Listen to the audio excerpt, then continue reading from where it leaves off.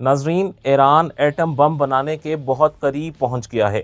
एटमी programme में Iran की मुसलसल कामयाबियों ने इजराइल और अमेरिका की नींदें हराम कर रखती हैं। ये वो प्रोग्राम है जिसे रोकने के लिए अमेरिकी सदर ओबामा ने 2015 में ईरान से न्यूक्लियर डील साइन की थी। इस डील के तहत ईरान को इस बात का पाबंद किया गया था कि वो एटमी हथियार तैयार नहीं करेगा। ईरान ने ये बात मान ली थी ताकि इस पर लगी हुई 13,500 अमरीकी पाबंदियां खत्म हो सकें। लेकिन इजराइल को ये डील पसंद नहीं आई और उसने ओबामा के बाद अमरीकी सदर डोनाल्ड ट्रंप पर दबाव डालकर 2018 में ये डील खत्म करवा दी थी। इस वीडियो में हम जायजा लेंगे कि ईरान का एटमी प्रोग्राम क्या है और ईरान एटम बम बनाने के कितने करीब पहुंच चुका है। हम ये भी देखेंगे कि ईरान ने अपने प्लांट्स को अमरीकी और इजरायली हमलों से बचाने के लिए आखिर क्या इंतजामात कर रखे हैं। ईरान का एटमी प्रोग्राम 1950 की दिहाई में शुरू हुआ था। सितम ज़रीफ़ी देखिए कि ये प्रोग्राम जिससे आज अमेरिका को सबसे ज़्यादा तकलीफ है, ये प्रोग्राम भी अमेरिका ने खुद ही शुरू कराया था। अमेरिकी सदर आइजनहावर ने एटमी एनर्जी के बारे में एक नई पॉलिसी शुरू की थी जिसे एटम्स फॉर पीस का नाम दिया गया था। नाजरीन, इस पॉलिसी का मकसद ये था कि दुनिया के तमाम मुल्कों से कहा जाए कि वो एटॉमिक एनर्जी से बम बनाने की बजाय इससे बिजली पैदा करें या फिर रिसर्च वगैरह के लिए इस्तेमाल करें, इससे हथियार तैयार ना करें, क्योंकि एटमी हथियारों पर अमेरिका अपनी अजारादारी कायम रखना चाहता था। इस एटम फॉर पीस प्रोग्राम की निगरानी के लिए 1957 में ही आलमी एटमी एजेंसी IAEA भी कायम कर दी गई। एटम्स फॉर पीस प्रोग्राम के तहत 1957 में अमेरिका ने ईरान को एटमी प्रोग्राम में ताउन की पेशकश की। 1967 यानी 1967 में तेहरान में न्यूक्लियर रिसर्च सेंटर कायम किया गया। इस सेंटर को ईरान की एटॉमिक एनर्जी ऑर्गेनाइजेशन चला रही थी। तेहरान रिसर्च सेंटर में 5 मेगावाट का एटमी रिएक्टर लगाया गया था। ये रिएक्टर भी एक अमेरिकी company American machine and foundry ने फराहम किया था। इस रिएक्टर में आला सतह की अफजूदा यूरेनियम को इस्तेमाल किया जाता था। अगले साल 1968 यानी 1968 में ईरान ने एटमी अदम फैलाव के मुआहिदे न्यूक्लियर नॉन प्रोलिफरेशन ट्रीटी या NPT पर साइन कर दिए। इसका मतलब ये था कि अब ईरान का एटमी प्रोग्राम आलमी एटमी एजेंसी यानी IAEA के अंडर आ गया था। ये एजेंसी अब ईरानी एटमी प्रोग्राम को किसी भी वक्त चेक करके ये देख सकती थी कि कहीं ईरान एटमी हथियार तो नहीं बना रहा। तेहरान रिसर्च सेंटर के अलावा इराक से भी एक एटमी रिसर्च सेंटर को तेहरान मुंतकिल किया गया। इसकी वजह यह थी कि इराक सोवियत यूनियन के खिलाफ अमेरिका के सेंटो एग्रीमेंट का हिस्सा था, जिसे बगदाद पैक्ट भी कहते हैं। इराक बगदाद पैक्ट से निकल गया था, जिसकी वजह से सेंटो के तहत चलने वाली न्यूक्लियर प्रोग्राम को भी तेहरान में मुंतकिल कर दिया गया। ईरान के बादशाह रजा शाह पहलवी के दौर में ईरानी एटमी प्रोग्राम तेजी से तरक्की कर रहा था। शाह ने बहुत से एटमी मंसूबे मंजूर किए। इन मंसूबों के तहत सन 2000 तक ईरान में 23 न्यूक्लियर पावर प्लांट्स कायम होना थे। 1974 में शाह ने ऐलान किया कि हम एटमी रिएक्टर से 23,000 मेगावाट बिजली पैदा करेंगे। इस तरह हमें पेट्रोल जलाकर बिजली पैदा नहीं करनी पड़ेगी। शाह के हुक्म पर ईरानी शहर बोशर में एक न्यूक्लियर प्लांट लगाया गया। इससे शिराज के इलाके को 1000 मेगावाट बिजली सप्लाई होना थी। 1975 में एक German firm craft work union ने ईरानी एटमी प्रोग्राम में $6 अरब का एक नया प्रेशराइज्ड वाटर रिएक्टर प्लांट लगाने का मुआहिदा भी किया। 1975 के बाद स्वीडन, फ्रांस और जर्मनी ने भी ईरान के एटमी प्रोग्राम में ताउन शुरू कर दिया। 1976 यानी 1976 में अमेरिकी सदर जेराल्ड फोर्ड ने भी ईरान से प्लूटोनियम तैयार करने में ताउन देने का मुआहिदा कर लिया। इस तरह ईरान का एटमी प्रोग्राम अमेरिका और यूरोपीय मुल्कों की मदद से आगे बढ़ रहा था, लेकिन इसमें ईरान एटमी हथियार नहीं बना रहा था। वो सिर्फ न्यूक्लियर एनर्जी से बिजली पैदा करना चाहता था। लेकिन 1979 में आने वाले इस्लामी इनकलाब ने ये सूरत हाल को मुकम्मल तौर पर तब्दील करके रख दिया। 1979 में आयतुल्लाह खुमैनी ने शाह ईरान का तख्ता उलटकर हुकूमत संभाल ली। ईरानियों ने अमरीकी सफारत खाने पर कब्जा करके बहुत से अमरीकियों को कैदी भी बना लिया। इस वजह से अमरीका और यूरोपीय ममालिक ने ईरान पर पाबंदियां आयद करना शुरू कर दी।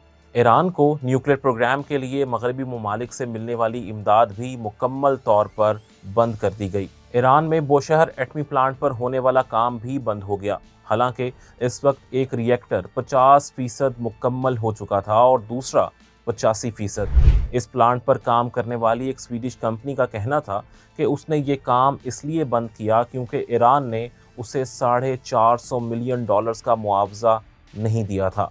अमरीकी इमदाद बंद होने की वजह से तेहरान का न्यूक्लियर रिसर्च सेंटर भी बंद हो गया और कई बरस तक बंद ही रहा।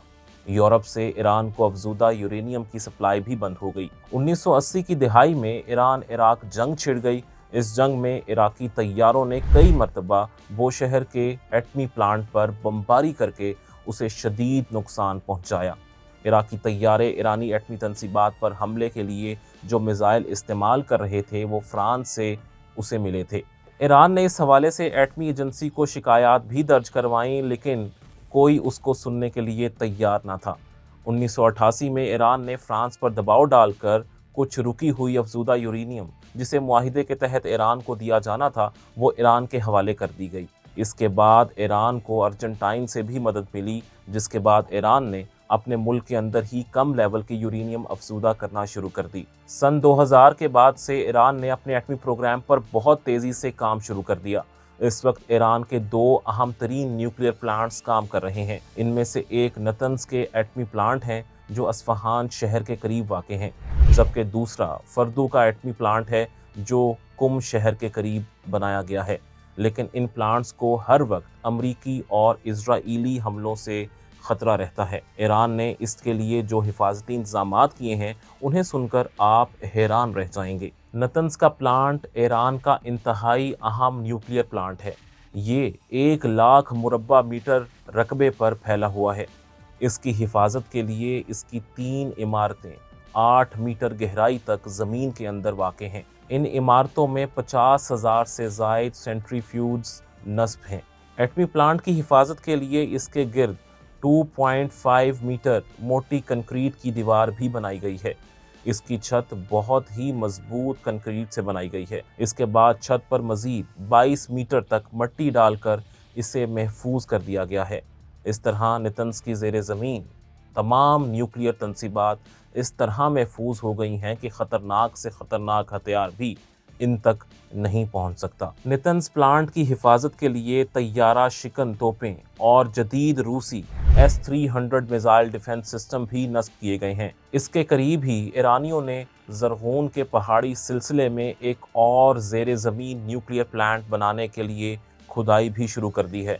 ईरान ने ऐलान कर रखा है कि वो जो नया प्लांट बनाने जा रहा है वो ज़मीन में इतनी गहराई तक बनाया जाएगा कि ताकतवर से ताकतवर अमरीकी बम भी उस तक नहीं पहुंच सकेगा। ईरान का एक और अहम प्लांट फर्दू प्लांट है। ये कुम शहर के करीब बनाया गया है। इसकी सारी फैसिलिटी ही ज़ेरे ज़मीन है। ऊपर सिर्फ चंद इमारतें हैं जो दफ्तरी कामों के लिए इस्तेमाल होती हैं। असल फैसिलिटी तो ज़मीन के अंदर है। यहाँ भी ईरान जदीद सेंट्रीफ्यूज लगाकर यूरेनियम अफसूदा कर रहा है। 2018 में डोनाल्ड ट्रंप का ईरानी जौहरी मुआहिदे से निकलना अमरीका और इजराइल दोनों के लिए ख़तरनाक साबित हुआ है। हालांकि ईरान इस मुआहिदे पर पूरी ईमानदारी से अमल कर रहा था। IAEA और कई दूसरे मुल्क भी यही बात कर रहे हैं कि ईरान मुआहिदे की पासदारी कर रहा है, लेकिन इजरायली वज़ीर आज़म नेतन्याहू को ये बात हज़म नहीं हुई। वो शुरू दिन से ही ईरान को एक एटमी ख़तरे के तौर पर पेश करके अपनी सियासत चमका रहे हैं। इनके दबाव पर ही सदर डोनाल्ड ट्रंप मुआहिदे से पीछे हट गए, लेकिन अमेरिका का ये इकदाम अब इसराइल के गले की हड्डी बन गया है। आलमी मीडिया में ऐसी रिपोर्ट्स शाया हो रही हैं कि ईरान ने यूरेनियम अफजूदगी का अमल तेज़ कर दिया है। अब तक ईरान नतंज और फर्दू प्लांट्स पर 60% तक यूरेनियम अफजूदा कर चुका है, जबकि इसे एटमी हथियार बनाने के लिए 90% तक यूरेनियम अफजूदा करनी है। इसका मतलब ये है कि ईरान एटमी हथियार तैयार करने के बहुत करीब पहुंच चुका है। यही वजह है कि अमेरिका और इजराइल के खदशात बढ़ रहे हैं, यानी नेतन्याहू अपने ही बिछाए हुए जाल में बुरी तरह फंस गए हैं। ईरान के सख्त हिफाजती इंतजामात की वजह से वो इस एटमी प्लांट को तबाह नहीं कर सकते। अप्रैल 2024 में इजराइल ने अस्फहान के करीब ईरानी मिसाइल डिफेंस सिस्टम पर ड्रोन हमला किया था, जिसे ईरान ने ناکام بنا دیا تھا۔ اگر ایران ایٹم بم بنا لیتا ہے تو مڈل ایسٹ میں اسرائیل کی طاقت کے لیے یہ سب سے بڑا چیلنج ہوگا۔ اگر آپ یہ جاننا چاہتے ہیں کہ ایران کی میزائل اور ڈرون پاور کتنی ہے تو اس لنک پر کلک کیجیے۔